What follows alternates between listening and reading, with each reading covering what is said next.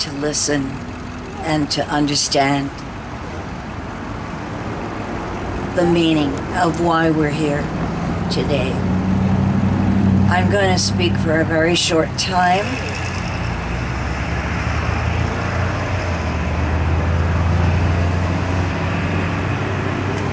You, I'm sure, have read the recent news published by the BBC, I believe yesterday, now that the Japanese government and the Tokyo Electric Power Company and the Japanese equivalent of the NRC have been somehow convinced that this is an emergency.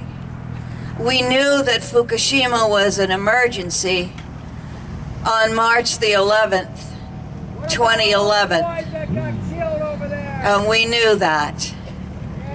So far,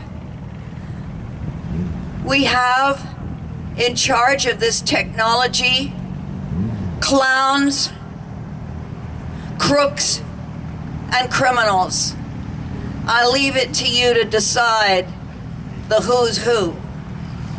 But we and people of like consciousness are the only ones that stand between this industry and life on Earth as we have known it. From its inception, the nuclear energy has been inextricably linked to nuclear war. As early as 1953, Monsanto's then Vice President, Dr. Charles Thomas, pointed out that nuclear energy could not be a profitable undertaking unless it provided bomb-grade plutonium to the atomic weapons industry. He advocated creating a dual-purpose plutonium reactor, one which could produce plutonium for weapons and electricity for commercial use.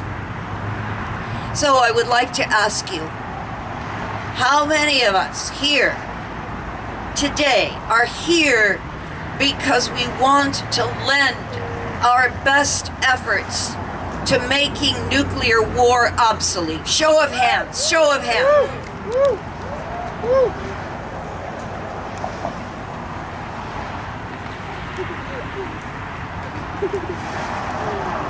We are in the midst of a nuclear war right now.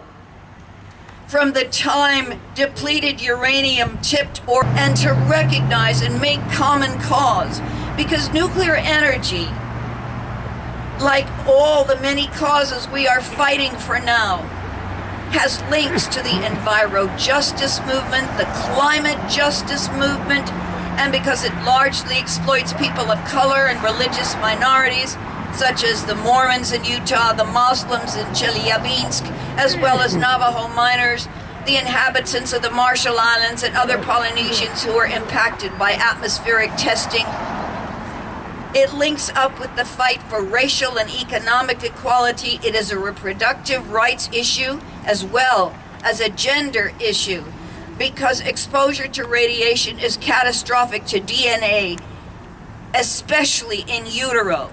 And it largely impacts women 10 times more than men. It's directly linked to the labor movement because atomic workers show a heightened incidence of cancers and leukemias. But most of all, it links us all together, all of our movements.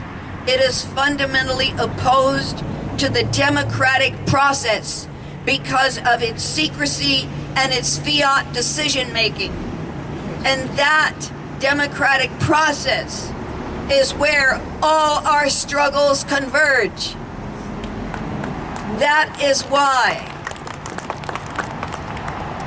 if we can aspire to having any clout in the face of a government which is becoming more secretive, more autocratic, more punitive, we must unite all of our movements now under this one aegis, the fight to recapture democracy in a country which no longer practices it.